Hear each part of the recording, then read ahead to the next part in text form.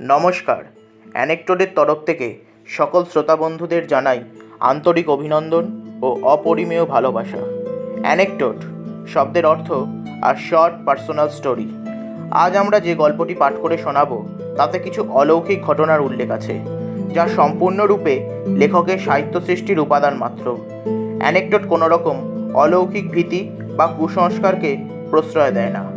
আজ আপনাদের জন্য সায়নদীপা পালমালের লেখা একটি ছোট গল্প কুহক, যা আমরা পাঠ করে শোনাতে চলেছি। গল্পের চরিত্রগুলি হল কথক, মোহন, নিবৃতি, বিভাদেবী, খোকন, অঘোর বাবা ও রঞ্জাবতী। শুরু হচ্ছে আজকের গল্প কুহক।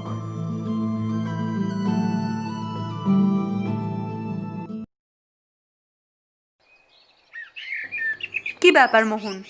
কবিরাজ মশাই কি বললেন? এভাবে গ্রামের কবিরাজ মশাইকে দিয়ে হবে না কাকিমা। কাকাকে বরং শহরে নিয়ে যাওয়া হোক, ওখানে অনেক ভালো চিকিৎসা পাবে। আমি তো একবার তোমাকে বলে দিয়েছি মোহন, তোমার কাকাকে এই বাড়ি থেকে কোথাও নিয়ে যাওয়া যাবে না।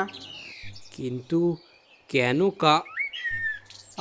আচ্ছা কাকিমা, কাকাকে না হয় শহরে নাই নিয়ে যাওয়া হলো, কিন্তু শহর থেকে ডাক্তারবাবুকে তো আনানো যেতেই পারে।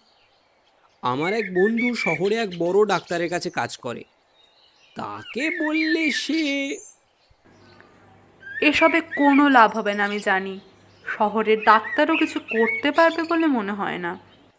কিন্তু আমরা এইভাবে হাত পা গুটিয়ে বসে থাকতে পারি না তো কাকিমা, কিছু তো একটা করতেই হবে। যা করার এবার আমি করব, ওটাই শেষ উপায়। কি উপায় কাকিমা? কিছু না।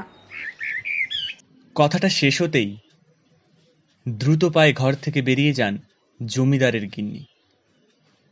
তার চলে যাওয়ার দিকে হতবম্বের মতো তাকিয়ে থাকে মোহন। তখনই কবিরাজের দেওয়া ওষুধ নিয়ে ঘরে ঢোকেন মোহনের মা বিভাদেবী। আচ্ছা মা, কাকিমা এত জেদ করছেন কেন বলো দেখি? শহরের ডাক্তারকে একবার এনে দেখালে কি এমন ক্ষতি হয়ে যাবে? ক্ষতি আবার হবে না? এই বাড়ি থেকে ঠাকুরপোকে বের করলেই যদি ওর জাদুর প্রভাব কেটে যায়। জাদুর প্রভাব মানে? কিছু না মোহন, তোকে না কতবার বলেছি এদের ঘরের ব্যাপারে বেশি মাথা গলাবি না। আমরা এদের ঘরে আশ্রিতর মতোই থাক। এ তোমার কেমন কথা মা? কাকা তো শুধু আমাদের আশ্রয়দাতা নন, উনি আমাদের আত্মীয়। ওনার বিপদে চিন্তা করব না? না, করবি না। তোকে কেউ চিন্তা করতে বলেছে? বলেনি তো, তাহলে চিন্তা করছিস কেন? মা, আমার এক কথা বাবা, যত যাই হয়ে যাক, ছোট গিন্নির মতের বিরুদ্ধে কোনো কথা বলবি না তুই। উনি ঠিক বলুন কি ভুল বলুন, সবসময় সায় দিয়ে যাবি। আচ্ছা মা, তুমি আমাকে এই কথাটা কেন এতবার বলো তো? আর তুমি কাকিমাকেই বা এত ভয় পাও কেন? সে তুই বুঝবি না, শুধু আমি যা বললাম সেটাই কর। আর এটুকু জানবি যে ছোট গিন্নি যদি চান তো ঠাকুরপো ঠিক প্রাণে বাঁচবে, আর না চাইলে স্বয়ং ভগবানেরও সাধ্য নেই তাকে বাঁচাবার। এই সব কথা বলে তুমি আমাকে আরো কৌতূহলী করে দিচ্ছ মা। আমার তো বারবার মনে হয় তুমি অনেক কিছু জানো, যা আমার কাছ থেকে গোপন রাখতে চাও। কে কে কে বলেছে আমি কিছু জানি? আমি কিছু জানি না, যা বললাম তাই করবি ব্যাস। মা, তুমি যদি আমাকে কারণটাই না বলো, তাহলে কি আমার কাজটা করতে ইচ্ছে করবে? তর্ক করিস না মোহন। না, তর্ক নয় মা, আমি শুধু জানতে চাইছি কি এমন কারণ যার জন্য তুমি কাকিমাকে এত ভয় পাও। মোহন লক্ষ্য করে প্রশ্নটা শোনা মাত্রই তার মায়ের চোখে মুখে কেমন যেন আশ্চর্য পরিবর্তন ফুটে ওঠে। ভীত সন্ত্রস্ত চোখে আশপাশটা দেখে নিয়ে চাপা গলায় বলেন, এখানে নয় বাবা, ঘরে চল। শীতটা এখনো থাবা বসায়নি পুরোপুরি, তবে গাছের বয়স্ক পাতারা অবসর নিতে শুরু করেছে ইতিমধ্যেই। রাতের বেলা বাড়ির বাইরে পা রাখলেই একটা হিমেল হাওয়ার স্রোত এসে শিরশিরিনি ধরিয়ে দেয় শরীরে। তাই নিদেন পক্ষে গায়ে একটা পাতলা চাদর না চড়িয়ে বেরোতে নেই বাইরে। তবে অঘোরতান্ত্রিক অন্য ধাতের মানুষ। শীত, গ্রীষ্ম, বর্ষা কোনো কিছুই তাকে কাবু করতে পারে না। আজ কৃষ্ণপক্ষের দ্বিতীয়া, আকাশে চাঁদের চিহ্ন মাত্র নেই। মেঘও করেছে বোধহয়, তাই তারাগুলো মুখ লুকিয়েছে এই রাতে। রোজকার মতো চোখ বন্ধ করে ধ্যানে বসেছেন অঘোরতান্ত্রিক। সারা গায়ে তার বিন্দু বিন্দু জলের ফোঁটা।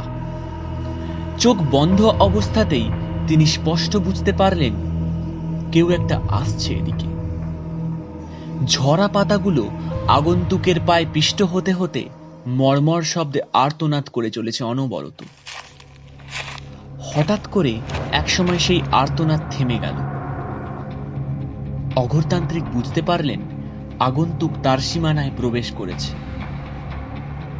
এখানকার অস্বাভাবিক আবহাওয়ার সাথে যুঝতে গায়ের চাদরটা খুলে ফেলেছে এই মুহূর্তে। যথারীতি মিনিট খানেকের ব্যবধানে আবার শুরু হলো শব্দ। চোখ খুললেন অঘোরতান্ত্রিক। এখন আগন্তুক তার সামনে দাঁড়িয়ে। একটা কাজ করতে হবে তোমায়। আগন্তুকের গলায় উত্তেজনা স্পষ্ট। তাকে একবার আপাত মস্তক মেপে নিলেন অঘোরতান্ত্রিক। তারপরেই তার ঠোঁটের কোণে ফুটে উঠল একটা ক্রূর হাসি। আর ঠিক তখনই একটা রাত পাখি কোথা থেকে কর্কশ্বরে ডেকে উঠল। এরপর একরাশ ধোয়ার মধ্যে দিয়ে ঘরে ঢুকে দরজার ছিটকিনি তুলে দেয় নিবৃত্তি। ধোয়া ধোয়া অস্পষ্টতার মধ্য দিয়ে তাকিয়ে দেখে ধূপ ধুনা থেকে শুরু করে আরো সব বিচিত্র সামগ্রী গোটা ঘরে তন্ন তন্ন করে ছড়ানো। অঘোরতান্ত্রিকের কোল ঘেঁষে একটা মরার খুলি উল্টো করে রাখা, তার মধ্যে তরল কি সব পদার্থে ভর্তি। সেসব পেরিয়ে সে দেখে হোমকুণ্ডের লেলিহান শিখায় উদ্দীপ্ত হয়ে ওঠা অঘোরতান্ত্রিকের মুখটা। সিঁদুরে রাঙা কপাল চুইয়ে ঘাম ঝরে পড়ছে তার নাকে। মাথার রগ দুটো দপদপ করছে উত্তেজনার। চোখ দুটো রক্তবর্ণ, পরনে রক্তাম্বর। নৃবৃত্তিকে দেখা মাত্রই তিনি বলে ওঠেন, এনেছিস? হ্যাঁ, এই যে। এই বলে নিবৃত্তি আঁচলের তলা থেকে বের করে আনে একটা কচি ডাব। ডাবটা এক হাতে নিয়ে অন্য হাতে একটা কাস্তে তুলে নেন অঘোরতান্ত্রিক। তারপরে এক বিশেষভাবে কেটে ফেলেন ডাবের মাথাখানি। এই ডাবটার মতোই আমার শিকারকেও কেটে ফেলতে হবে তোমায়। তুমি পারবে তো? আজ যে বড় সন্দেহ করছিস আমার ক্ষমতার ওপর। এ সন্দেহ নয়, উত্তেজনা। ওসব তুমি বুঝবে না। কিন্তু তুই ওই লোকটাকে বাঁচাতে চাইছিস কেন? ও না থাকলেই তো তোর সুবিধা। এত সহজ নয় সবকিছু। পথের আশেপাশে অনেক কাটা গজিয়ে রয়েছে চতুর্দিকে। আগে সেগুলোকে উপড়ে ফেলতে হবে, আর তার জন্য এই লোকটার বেঁচে থাকা দরকার। পথের কাঁটা বলতে কার কথা বলছিস?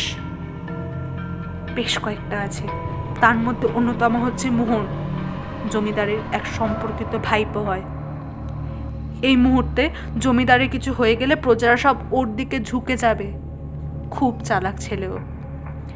এতদিন আমার নেওয়াটা ছিল বেশ, কিন্তু আজকাল কেমন যেন অন্য দৃষ্টিতে তাকায় আমার দিকে। ওর মাকে অবশ্য আমি বিশ্বাস করি না। আমি স্পষ্ট বুঝতে পারি সে আমাকে তীব্রভাবে ঘৃণা করে। সে কথা তো বুঝলাম, কিন্তু সে কে যার নাম তুই আমাকে দিয়েছিস? এরই মধ্যে বলে গেলে তাকে? আমার পথের সব থেকে বড় কাঁটা। ওরা ভেবেছিল ওকে এই গ্রামে এনে লুকিয়ে রাখবে, আর আমি টেরও পাবো না। নিবৃত্তিকে কি এতই বোকা ভেবেছে ওরা, যার জন্য জমিদার নিজের এই অবস্থা করলো? তার প্রাণেই বাঁচুক জমিদারের প্রাণ। আর সে যদি ডাকে সাড়া না দেয়? আবার চেষ্টা করবে, তাকে সাড়া দিতেই হবে। উত্তেজনায় চোয়াল শক্ত হয় নিবৃত্তির। তোর কাজ হয়ে গেলে আমাকে যে কথা দিয়েছিস সেটা রাখবি তো? তোমার ওপর আমার কোনো সন্দেহ নেই যখন, তখন তোমারও। নিবৃত্তি, কি? দরজার বাইরে কেউ আছে? সে কি? ছুটে গিয়ে দরজা খুলে নিবৃত্তি। রাতের অন্ধকারে আশেপাশে কাউকে দেখতে পায় না, তবুও মনের মধ্যে সন্দেহ নির্মূল হয় না পুরোপুরি। দুজন পেয়াদাকে ডেকে নির্দেশ দেয় আশেপাশে কেউ লুকিয়ে আছে কিনা দেখার জন্য। এমন সময় রাতের অন্ধকার ঠেলে রুদ্ধশ্বাসে ছুটতে থাকে মোহন। সে ভাবতে পারেনি কাকার ঘরে আসা ওই তান্ত্রিকটা টের পেয়ে যাবে তার উপস্থিতি। ছুটতে ছুটতে এখন মোহন ভাবে ওভাবে পালিয়ে না এসে কোনো একটা অজুহাত দিলেই তো পারত, কিন্তু সেই মুহূর্তে ওর মাথা যেন কাজ করা বন্ধ করে দিয়েছিল। আজ কাকার ঘরে গোপনে ওই তান্ত্রিককে ঢুকতে দেখে চমকে উঠেছিল সে। তবে কি মায়ের সন্দেহই ঠিক? বাবা মারা যাওয়ার পর মোহনকে ওর এক মামা নিয়ে চলে যান নিজের কাছে। সেখানেই লেখাপড়া শেখেও, আর এদিকে মা এসে জমিদার বাড়িতে আশ্রয় নেন। জমিদার মশাই ওদের দূর সম্পর্কের আত্মীয় হন। লেখাপড়া শেষ করে কাজের সন্ধানে বছর 2 হলো এখানে মায়ের কাছে এসে উপস্থিত হয় মোহন। সেই অবধি ও এখানেই আছে। এখন জমিদার বাড়ির বিভিন্ন কাজ পরিচালনা করে থাকে। এখানে আসার পর কাকিমার প্রভাবশালী ব্যক্তিত্ব দেখে যতটা মুগ্ধ হয়েছিল মোহন, ঠিক ততটাই অবাক হয়েছিল জমিদার মশাইয়ের নিষ্পৃহতায়। সব ব্যাপারেই যেন কেমন একটা গা ছাড়া ভাব তার। ঘোলাটে দুটো চোখ নিয়ে কি যেন আকাশ পাতাল ভেবে বেড়ায় সারাদিন। এতদিন এর কোনো কারণ খুঁজে পায়নি মোহন, কিন্তু সেই দিন মায়ের কাছে এর কারণ হিসাবে যা সব শুনেছিল তা বিশ্বাস করতে পারেনি সেই মুহূর্তে। ভেবেছিল সব মায়ের কষ্ট কল্পনা মাত্র, অথচ আজ নিজের কানে কাকিমা মোহনকেও নিজের পথের কাঁটা ভাবেন। তার মানে মায়ের আশঙ্কা নেহাত অমূলক নয়। আচ্ছা, মোহনের তো জমিদার বাড়ির ওসব ধন সম্পদের ওপর কোনো লোভ নেই। ও কোনোদিনও চায়নি ওসব। ও শুধু চায় এই গ্রামে একটা স্কুল করতে, গ্রামের শিশুগুলোকে যথোপযুক্ত শিক্ষা দিতে। কিন্তু এখন মোহন স্পষ্ট বুঝতে পারছে কাকিমার হাতে জমিদারির সমস্ত ক্ষমতা চলে গেলে ওর সে স্বপ্ন কোনোদিনই পূরণ হবে না। শুধু তাই নয়, এই গ্রামের ওপর নেমে আসবে ভয়ঙ্কর বিপদ। আচমকাই ছুটতে ছুটতে থমকে দাঁড়ায় মোহন। হঠাৎ করে বিদ্যুৎ চমকের মতো একটা কথা খেলে যায় মাথায়। কাকিমা কি একটা শিকারের কথা বলছিল না? ওই তান্ত্রিককে কারোর একটা নাম বলেছিলেন উনি, কিন্তু কার নাম? কে হতে পারে সে? মোহনের সারা শরীর ঘামে ভিজে জবজবে। উত্তেজনায় বুকে হাতুড়ি পেটার শব্দ ওঠে। সেসব জেনেও কি কিছু করতে পারবে না সে? কোনো এক অসহায়কে কাকিমার লালসার শিকার হতে দেবে? উফ! এই বলে একটা দীর্ঘশ্বাস নিয়ে সে শিউরে ওঠে। দুহাত দিয়ে মাথার চুল ছিঁড়তে ইচ্ছে করে। আর তখনই হঠাৎ করে বাবার বলা একটা কথা মনে পড়ে যায় তার। বাবা বলতেন, সব সমস্যার সমাধান সূত্র আমাদের মধ্যেই থাকে। শুধু সমস্যার সময় মাথা ঠান্ডা রেখে চিন্তা করা দরকার, উত্তেজিত হয়ে নয়। বাবার কথাটা মনে হতেই এক অদ্ভুত আত্মবিশ্বাস পায় মোহন। একটা জোরে নিঃশ্বাস নেয় সে। তারপর সবকিছু আবার নতুন করে ভাবতে শুরু করে। একটাই প্রশ্ন ওর মাথায় এসে ধাক্কা দেয় বারবার। কে হতে পারে কাকিমার সবচেয়ে বড় পথের কাঁটা? আর কি যেন বলছিলেন উনি, যে তাকে এই গ্রামেই কোথাও লুকিয়ে রাখা হয়েছে, এই রকম কিছু। হঠাৎ মোহনের শির দাঁড়াবে একটা ঠান্ডা স্রোত বয়ে যায়। সেদিন মা বলবে না করেও বলে ফেলেছিল অনেক কিছুই। তখন সেগুলোকে সেভাবে আমল দেওয়ার যোগ্য মনে করেনি মোহন, কিন্তু এই মুহূর্তে মনে হচ্ছে অনেক দরকারি কথা লুকিয়ে আছে তার মধ্যে।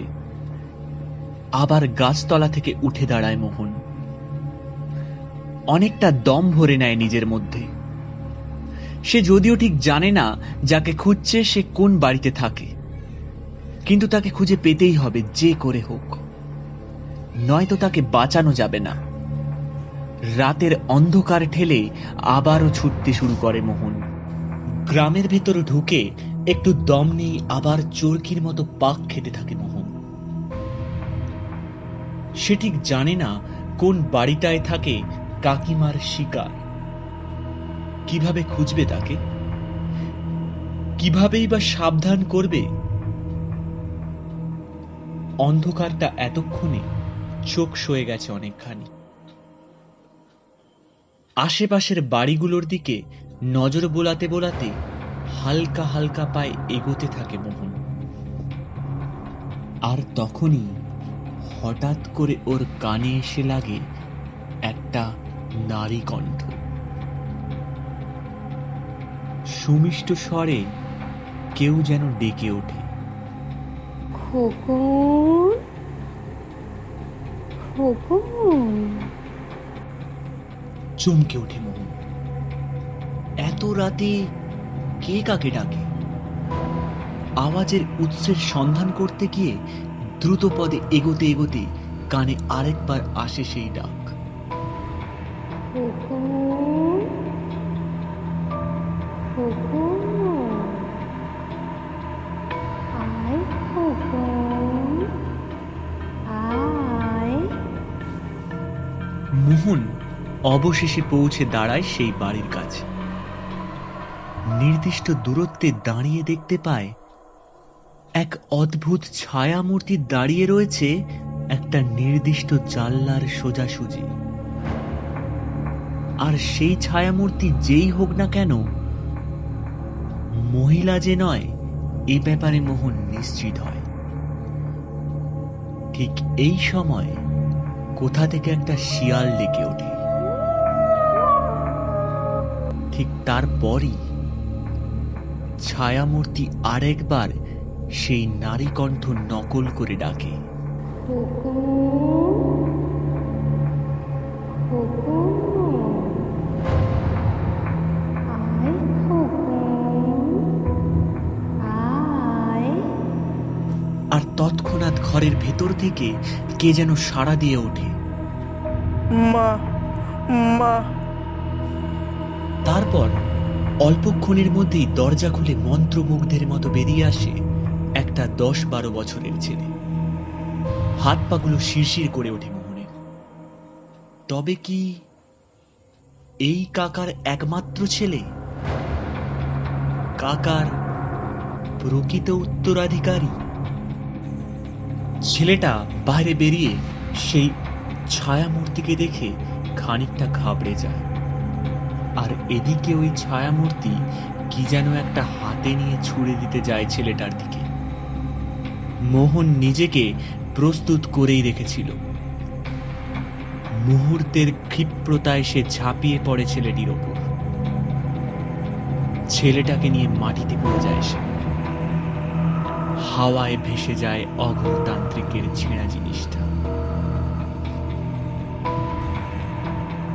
লক্ষ্যভ্রষ্ট হওয়ার ক্রোধে অগ্নিশর্মা হয়ে বিড়বিড় করে কি সব যেন মন্ত্র উচ্চারণ করতে শুরু করেন তিনি। হাতে আবার একটা কিছু করার জন্য প্রস্তুত হন আর খোকনকে লক্ষ্য করেন, কিন্তু পারেন না। এমন সময় হঠাৎ একটা দমকা হাওয়ার প্রবল স্রোত এসে ধাক্কা দেয় তাদের, আর তিনি নিজেই ছিটকে পড়েন মাটিতে। ঘটনার আকস্মিকতায় হতভম্ব হয়ে চিৎকার করে ওঠেন তিনি। কোথাও থেকে কেউ উত্তর দেয় না, কিন্তু তাদের চোখের সামনে আস্তে আস্তে ফুটে ওঠে একটা নারী অবয়ব। ভয়ে বিস্ময়ে বিস্ফোরিত হয়ে যান অঘোর বাবা। দুটো ঠোঁট দিয়ে বিড়বিড় করে বলে ওঠেন, রঞ্জাবতী! মা, মা। এই বলে খোকন ছুটে যায় ওই নারী মূর্তির দিকে। খানিকের জন্য চমকে ওঠে। পরক্ষণেই নিজেকে সামলে নিয়ে খোকনের হাত চেপে ধরে ইশারায় বারণ করে তাকে যেতে। অঘোরতান্ত্রিক এইটুকু সময়ের মধ্যে নিজেকে গুছিয়ে নিয়ে আবার তাড়াক করে লাফিয়ে ওঠে। দাঁতে দাঁত চিপে উগ্র কণ্ঠে বলে ওঠে, আমার সাথে পারবে না রঞ্জাবতী, পারবে না। তোমার মতো কতকে ঘায়েল করে আজ আমি এই জায়গায় পৌঁছেছি। অপর প্রান্ত থেকে কোনো উত্তর আসে না। নিজের স্বভাব সিদ্ধ ক্রূর হাসিটা হেসে আবার কি সব মন্ত্র জপ উচ্চারণ করতে শুরু করে অঘোরতান্ত্রিক।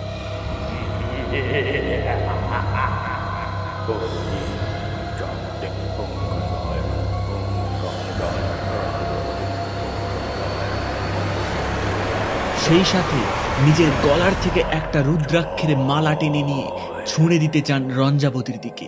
এই নে! কিন্তু সেই মালা রঞ্জাবতীকে ছোঁয়ার আগেই আবার এক দমকা বাতাস এসে সেটার গতি ঘুরিয়ে দেয়। চমকে ওঠেন অঘোরতান্ত্রিক। মোহনও চমকে উঠে দেখে হঠাৎ করে কোথা থেকে যেন একরাশ ধুলো পাক খেতে খেতে একটা ঝড়ের আকার নিচ্ছে। আশেপাশের গাছগুলোও যেন দুলতে শুরু করেছে প্রচন্ড ভাবে। মোহন আকাশের দিকে তাকিয়ে দেখে চাঁদটার অস্তিত্ব মাত্র বোঝা যাচ্ছে না আর। গোটা আকাশ জুড়ে শুধু কালো মেঘের ঘন ঘটা। আকাশে কালো মেঘ তো অনেক দেখেছে মোহন, কিন্তু আজকে তার এই ভয়ঙ্কর রূপ যেন অন্যরকম, যা ঠিক ভাষায় বর্ণনা করা যায় না। ঝড়ের গতি ক্রমশ বেড়ে চলেছে, সেই সঙ্গে পাল্লা দিয়ে বাড়ছে অঘোর বাবার মন্ত্র উচ্চারণ।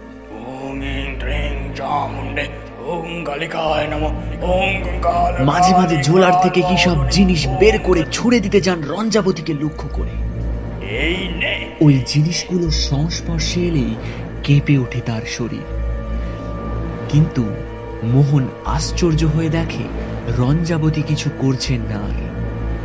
তার অবয়বটা নিশ্চল, শুধু দুই বাহু দুই দিক দিয়ে প্রশস্ত করে সে যেন কিছুতে মনোসংযোগ করতে ব্যস্ত। খোকনের মাথাটা বুকে চেপে নিয়ে দাঁড়িয়ে থাকে মোহন।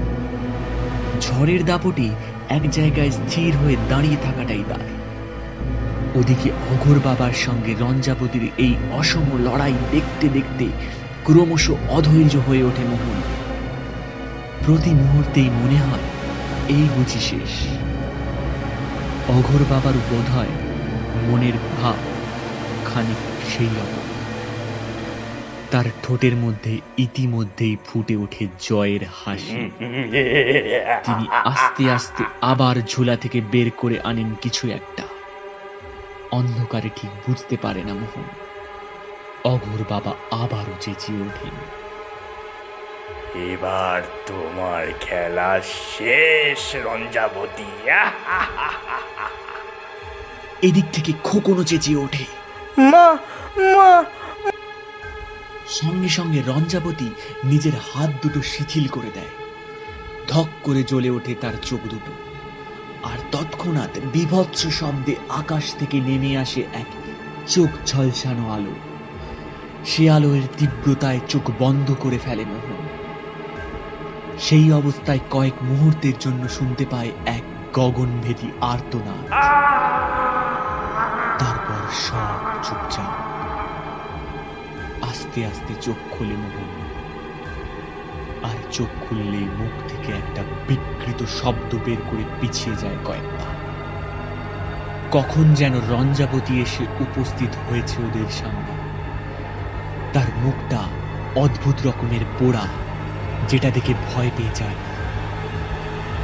খোকন এসব দৃশ্য সহ্য করতে না পেরে খানিক আগে জ্ঞান হারিয়েছে। আস্তে আস্তে নিজের হাত বাড়িয়ে খোকনের মাথায় হাত ছোঁয়ায় রঞ্জাবতী। তারপর নিজের দুই হাত জোড় করে মোহনের দিকে কাতর দৃষ্টিতে তাকায়। মোহন বুঝতে পারে এই অনুরোধের অর্থ। সে মাথা নেড়ে বলে, আমি ভাইয়ের খেয়াল রাখবো কাকিমা, কথা দিলাম। মোহনের আশ্বাসে ঠোঁটের কোণে হাসি ফুটে ওঠে রঞ্জাবতীর। সেই সাথে চোখের কোণটাও যেন চিকচিক করে ওঠে।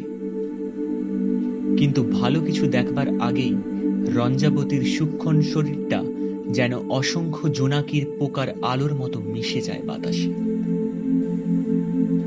এতক্ষণে ঝড় থেমে গেছে। অঘোরতান্ত্রিকের পুড়ে দলা পাকিয়ে যাওয়া শরীরটা আবার ভালো করে সৎকারের ব্যবস্থা করছে গ্রামবাসীরা। নিবৃত্তি আর তার দাদা অঘোরতান্ত্রিক ছিলেন রঞ্জাবতীর বাপের বাড়ির গ্রামের লোক। বাপ মা মরা মেয়ে, দাদা আবার এই তান্ত্রিক, এই ভেবে দয়া পরবশ হয়ে নিবৃত্তিকে নিজের শ্বশুর বাড়িতে এনেছিলেন রঞ্জাবতী। কিন্তু তখন জানতেন না যে এই অসহায় মেয়েটাই তলে তলে নিজের তান্ত্রিক দাদার সাহায্য নিয়ে এমন ষড়যন্ত্রে মেতেছে। জমিদারকে বশ করে তাকে বিয়ে করে প্রথমে সে রঞ্জাবতীকে তাড়ায় তার নিজের বাড়ি থেকে। রঞ্জাবতী ছোট্ট খোকনকে নিয়ে চলে যান বাপের বাড়ি। কিন্তু এতেই শান্তি হয়নি নিবৃত্তির। সে বুঝতে পারে জমিদারের মনের সম্পূর্ণ দখল নেওয়া তার পক্ষে সম্ভব হচ্ছে না। যতদিন রঞ্জাবতী আর খোকন বেঁচে থাকবে ততদিন ওদের টান জমিদার কিছুতেই কাটাতে পারবে না। আর সেই কারণেই নিবৃত্তি অবশেষে লোক পাঠায় রঞ্জাবতী আর খোকনকে পুড়িয়ে মারার জন্য। রঞ্জাবতী মারা গেলেও খোকন বেঁচে যায়। তাকে এরপর নিয়ে চলে যায় রঞ্জাবতীর এক নিঃসন্তান বোন। কিন্তু তাতেও রেহাই মেলেনি নিবৃত্তির হাত থেকে। সেখানে সে পুনরায় লোক পাঠায় খোকনকে শেষ করতে। তবে আশ্চর্যজনকভাবে এবারেও বেঁচে যায় খোকন। এরপর খোকনের সেই মাসি ভাবে খোকনকে লুকিয়ে রাখার সবচেয়ে সুবিধাজনক জায়গা হচ্ছে তার নিজের গ্রাম। নিবৃত্তি নিশ্চয়ই ভাবতেও পারবে না যে তার গ্রামেই লুকিয়ে আছে খোকন। এদিকে এই কয়েক বছরে খোকনের শরীরটা অনেকটা বেড়েছে, তাই ওকে চেনাও এতটা সহজ হবে না। এই অবধি সব ঠিকঠাকই চলছিল। কিন্তু তারপর হঠাৎ করে জমিদার মশাই জানতে পারলেন রঞ্জাবতী আর খোকন মারা গেছে। এই খবরের শোকে পাগল হয়ে যান তিনি। আত্মহত্যারও চেষ্টা করেন। তার সেই চেষ্টা বিফল হলে অসুস্থ হয়ে সম্পূর্ণ শয্যা নেন তিনি। আর এদিকে কিভাবে যেন নিবৃত্তির কাছ থেকে খোকনের খবর পৌঁছে যায়। সে এক অভিনব উপায়ে এক ঢিলে দুই পাখি মারার ছক কষে। টলমল পায়ে এগিয়ে চলেছে মোহন। তার শরীরের ওপর অনেক ধকল গেছে আজ। মায়ের কাছে ছন্ন ছড়া ভাবে কিছু শুনেছিল, আজ খোকনের মাসির কাছে পুরোটা শুনে বুকের রক্ত হিম হয়ে গেছে তার। ওই মহিলাটা এতটা ভয়ঙ্কর। মা সার্থক সম্বোধন করত তাকে ডাইনি বলে। তবে এখন আর ভয় নেই কোনো। নৃবৃত্তির শিরদাঁড়াটা ভেঙে গুঁড়িয়ে গেছে, আর সোজা হয়ে সে দাঁড়াতে পারবে না কোনোদিন। সত্যি মায়ের চিন্তাটা যে অমূলক ছিল না, তা এখন আরো ভালোভাবে উপলব্ধি করতে পারছে মোহন। মায়েরা বোধহয় এমনই হন। নিজের মৃত্যুর পরও রঞ্জাবতী ছেলের জন্য চিন্তা ছাড়তে পারেননি বলেই তো তার বিপদে এসে এভাবে তাকে রক্ষা করে গেল। হয়তো আগের বারও নিজের মায়ের অদৃশ্য রক্ষা কবচে ছিল, তাই জন্যই খোকন সেবারেও প্রাণে বেঁচে গিয়েছিল। জ্ঞান ফিরতে খোকন বড্ড কান্নাকাটি করছিল মায়ের জন্য। অতটুকু ছেলে মাকে ছাড়া। মোহনের চোখ দুটো আচমকাই জলে ঝাপসা হয়ে এলো। তাকে ঘরে না পেয়ে তার মাও এতক্ষণে কত না জানি চিন্তা করছেন। চলার গতি বাড়ালো মোহন। আজ বহুদিন পর ইচ্ছে করছে সেই ছোটবেলার মতো মাকে জড়িয়ে ধরতে, মায়ের আঁচল টেনে আদর খেতে।